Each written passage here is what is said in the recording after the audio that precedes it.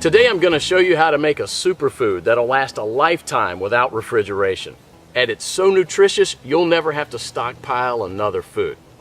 The food's called pemmican, and it was widely in use by the natives of North America and also by the Western explorers who would go for months without contact with civilization. In the 19th century, even British soldiers had an iron ration of 4 ounces of pemmican.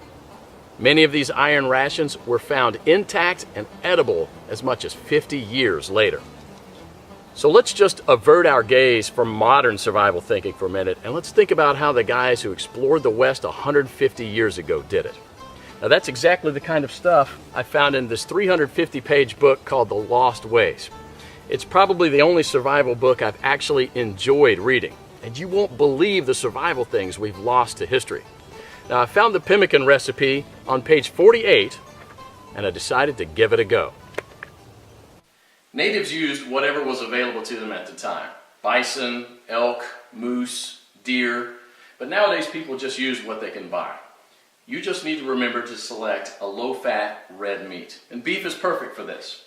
So you'll need 6 pounds of beef, 2 pounds of rendered beef tallow, and 1/3 cup of strawberries or blueberries. And that's it. Don't include nuts, seeds, vegetable oils, grains, beans, or dairy products of any kind. Now the first step is to dry the meat and blueberries. First you need to slice the meat very thin. You can use a very sharp knife like this one, or you can keep the beef in the freezer a few hours before slicing it.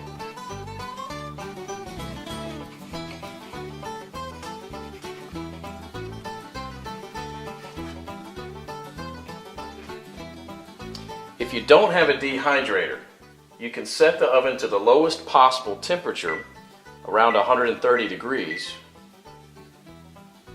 and put the strips of meat directly on the rack. So now place a tin foil on the right side of the rack and spread the blueberries out to dry with the meat.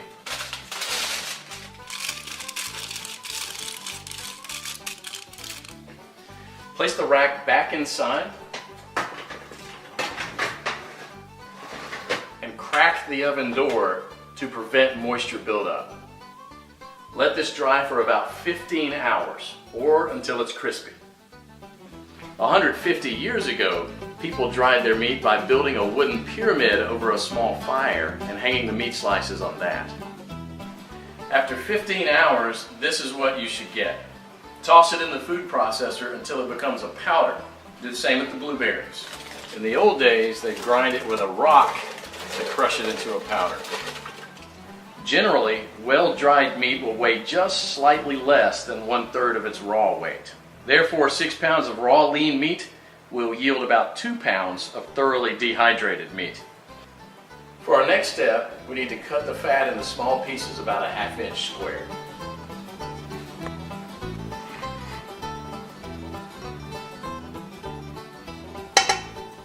So place the fat in a pot on the stove and heat it up to a temperature between 225 and 250 degrees. And you don't gain anything from getting it any hotter than that, other than destroying the fatty acids, which we want to do as little as possible. Now for the first 10 minutes you want to keep this on medium-high heat, and you want to stir it about every minute, and this will allow enough of the fat to be liberated to coat the bottom of the pot without burning the bottom of the fat. After about 10 minutes you'll see a pool of fat forming on the bottom of the pot, which should be merrily boiling away. You can rest a little bit now and stir it maybe only every 5 minutes, just to keep things well mixed. After about 30 minutes, the liquid fat should have risen enough to cover the chunks, and it should look like a rolling boil. So as this liquid rises, you can go ahead and lower the temperature down to about 230. After about an hour, the major boiling action will have stopped, and there'll just be small bubbles rising from the fat. About 90% of the cracklings will be a chestnut brown in color. So use a strainer to separate these and set them aside with salt to enjoy as snacks later. They're really, really good. And if you don't like them or don't want to eat them, you can set them aside to cool for dog treats. They're good. Sammy, you want one? Come here. We now have to weigh the amount of ground meat and the amount of rendered animal fat. We have to have the same quantities, so you'll probably have to remove some of the excess fat. Place the remaining fat on the stove. Keep it about 120 degrees. Mix the shredded meat into the melted fat and stir it until it's well blended. Then add the blueberries and mix it again. This is how it should look. The fat should be absorbed or coating the meat fibers. There should be very little or no liquid fat pooling in the bottom of the pot.